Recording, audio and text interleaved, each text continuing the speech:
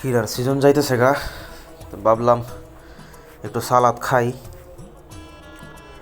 তো আমি রান্না করে ঢুকে সেই এমনও করুন যে কটা কিরা লইলাম, শুক্কা বাগান লইলাম, ধনিয়া পাতা লইলাম, কটা কাঁচামরিচ লইলাম, পেঁয়াজ লইলাম, তারপর লইলাম আপনার রসুন, একটু ফলো ফলো করে দইতাছি,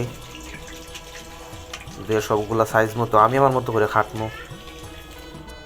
টমেটো, আমি তো সিজন, টমেটোর সিজন, ধনিয়া পাতা, কিরা এগুলার সিজন, কদিন পরে আবার টাটকা পাইতাম না। তো প্রথমে কিরাটি লইলাম, একটা চাক্কু লইলাম, লইয়া শুরু করে দিলাম খাড়া কুচি কুচি করে খাইতে সাইরা। পরে টমেটোটা খাটতাছি। আসলে এই সিজন আইলে আল্লাহ পাক অনেক ধরনের মজার মজার খাবার দিছে আপনারে, শুক্রিয়া আলহামদুলিল্লাহ জানাই।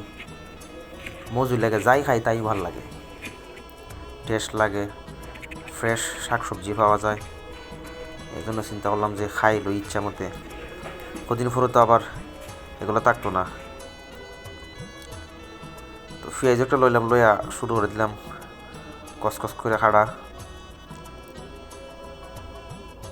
সালাদ দিয়া ভাত খাইলে না আসলে অন্যরকম একটা মজুর লাগে, যে আপনারা আসলে ফিলিংসটা আপনারাও খাইছেন, আপনারা খাইন জানুন। তো আমিও প্রায় সময় সালাদ খাই এইভাবে। পরে রসুনটারে কুচি কুচি করে হাঁটতাছি, রসুনটা দিয়ে দিলাম হাড়ার মধ্যে। পরে মনে করুন যে একটু লবণ মারা দিলাম, পরিমাণ মতো লবণ দিয়ে সেটা শুরু করে দিলাম মাখানি।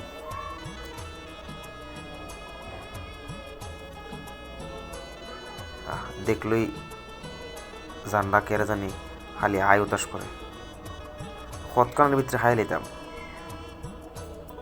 যাও ওহন রুমের মাঝে গিয়ে আর নীরবে এই তো লইলাম একটা চামচ, বিসমিল্লাহ।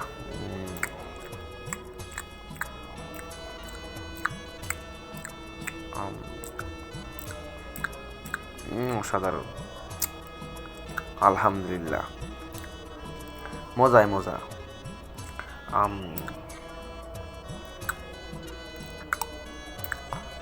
তো সবাই ভালো থাকুন, সুস্থ থাকুন, আমার লাগে দোয়া করুন, নিজের খেয়াল নিউন। দেখাইবো আরেকবার। আল্লাহ হাফিজ।